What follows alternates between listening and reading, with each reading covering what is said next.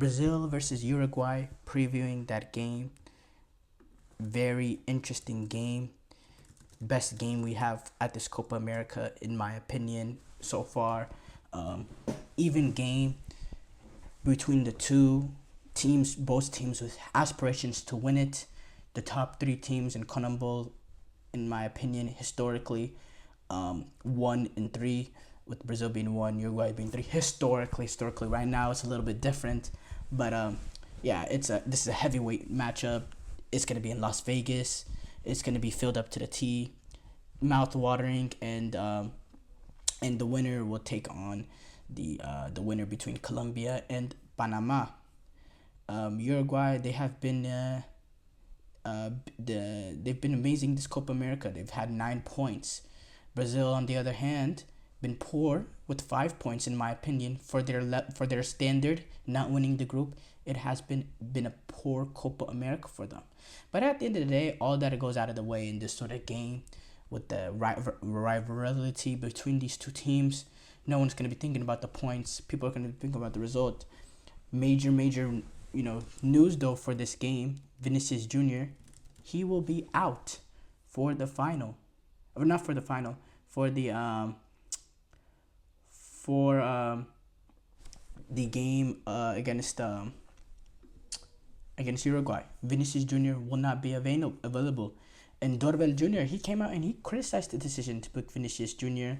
He was really frustrated, saying it's a situation that happened in the game, in the first move, which was accidental for me. He ended up getting his first card. Everything that happened was very strange. Recently, I heard that Brazil had to learn to play without their big players. I think it's time. Vinny happens to be out, and unfortunately, we lost Neymar to an injury before the tournament. We have to learn that at times, others will have to appear. We'll have a difficult game against Uruguay. Vinny is a top player who can win games for us, Danilo said. And Danilo also said, but we have other players with a lot of quality and potential, and let's try to make up for Vinny's absence. Referees have been horrible this tournament, by the way. Just saying. As Dorville Jr. continued to say, he said in another quote, at the moment, it would have been 2-0 regarding the penalty decision. With the speed we have, the team we have, the scoreline of 2-0 is very different than 1-0. For me, it was decisive, especially because inside the stadium, only the referee and the VAR team didn't see the penalty. Brazil were once again put at a disadvantage. It's been really, really poor. Really, really poor regarding VAR decisions. Really, really poor. CONMEBOL has been really poor at this Copa America. But I don't want to speak too much. I want to speak about the quality of this game, quality of these opponents. Now, with Vinicius Jr. being out, I think it's interesting how Brazil go about it. I think you bring in play Endrick in that role up there. I think you play Rodrigo in his natural role, taking up that Vinny left-sided role. And then you keep Rafinha on the right-hand side. I think that's a team with quality, with verticality too, with Rodrigo and Endrick. And, has the inverted nature of Rafinha and his left foot. So I think that is a front three that can work. But with no Vinicius has been the dynamism, the real dynamite of Brazil in the one game that they look successful. Against Paraguay, they look successful because of Vinicius being successful. Apart from that, I don't see dynamism with this team. I don't see that. Maybe Endrick can provide that, but at 17, that's a little bit too much to ask to be the main guy. I think Uruguay will also have a lot to say in this game about how they play in transition with the likes of Darwin Nunez, Pelestri, and the crew. They have pace in transition. They will press up high. They will play very, very high, intense. And whenever it's time to defend, they will defend for their lives. They won't give up much space. It can be tactically very, very interesting. Marcelo Bielsa, he's called a loco. If this game is 0-0 late, how aggressive do Uruguay stay? How aggressive, how high up do they stay? How high pressing do they stay?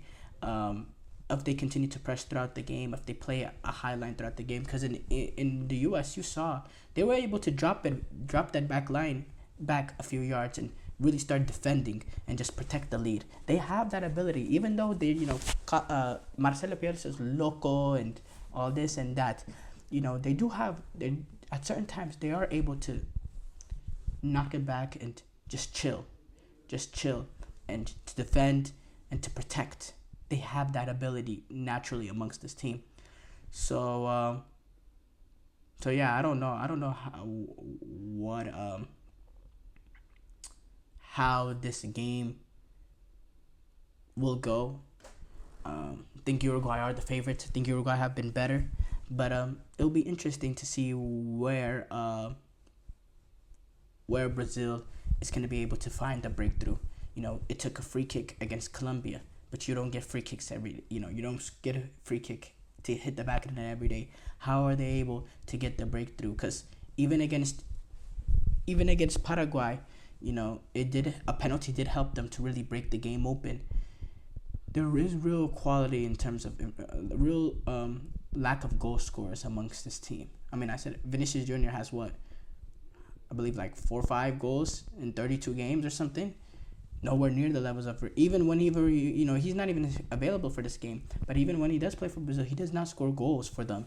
Real lack of goal scoring, and they there's no real number 9 in the ranks right now. There isn't, not a top quality number 9, not for Brazil, which is bad. And then and sometimes in these sort of games that you're playing, that's just a cagey affair and it's tight. You need a number 9 that can bail you out of nothing, that can score a goal out of nothing, and that can save you or bail you out or even win a game. And Brazil, they don't have that.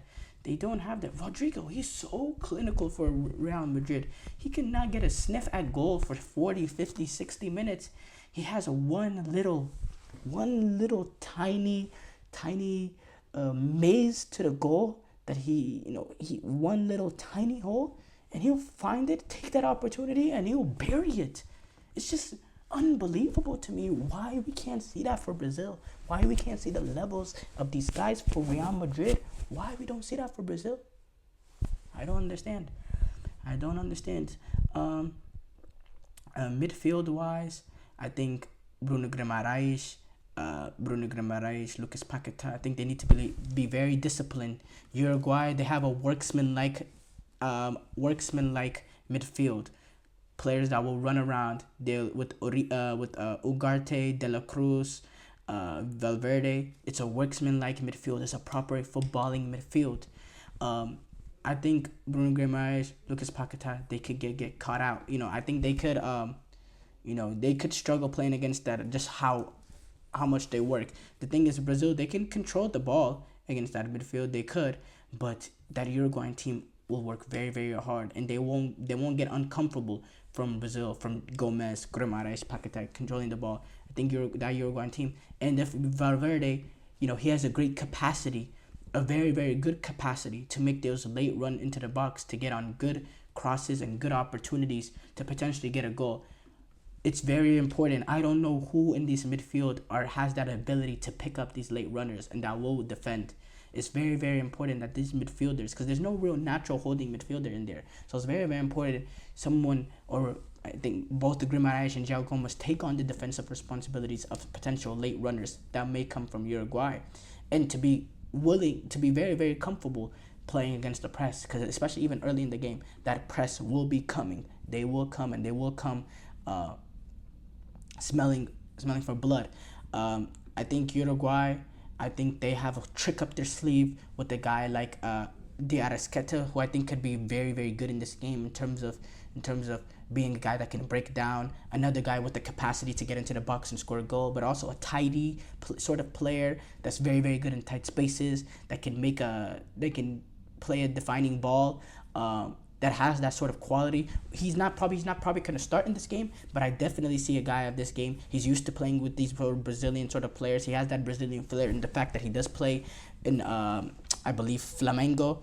So, and he's a big time player in my opinion. So don't count out De Arrascaeta getting involved in this sort of game, in this sort of atmosphere. I think he will be up for it. I think Bentancur, I think he is going to have something to do with in this game in terms of his ball retention. I think if you see the fact that Uruguay are struggling to get on the ball, because of how good Paqueta, João Gomez, and Bruno Guimaraes has been able to control it. I can see Bentancur coming in to help retain the ball more. So I'm gonna be very interesting how to see these two managers go head to head. The refereeing has to be up to it. Brazil has had 2 penalties this Copa America not called. If they go out because of another missed call, it'll be an absolute disgrace. The referees need to be up to it because this is gonna be a tight, cagey affair, and one missed call could cost not only Brazil but could cost Uruguay, this game. So the refereeing has to be to the level. It has to be, or else that's a massive, massive disappointment for a tournament that's supposed to have this sort of ilk. Very, very concerning. Now, look, I think Uruguay will win this game. I think it'll be 1-0, tight affair. They will win it on a set piece or something of that sort. But obviously, I'm not counting out Brazil. I just think they really lack that little bit of cutting edge. And they're not the old Brazil. There's no fear factor. And it's scary what we're seeing right now. It really is.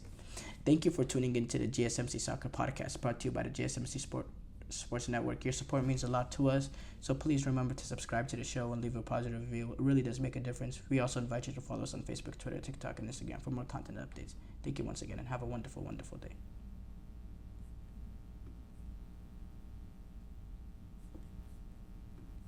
Mm-hmm. Mm-hmm.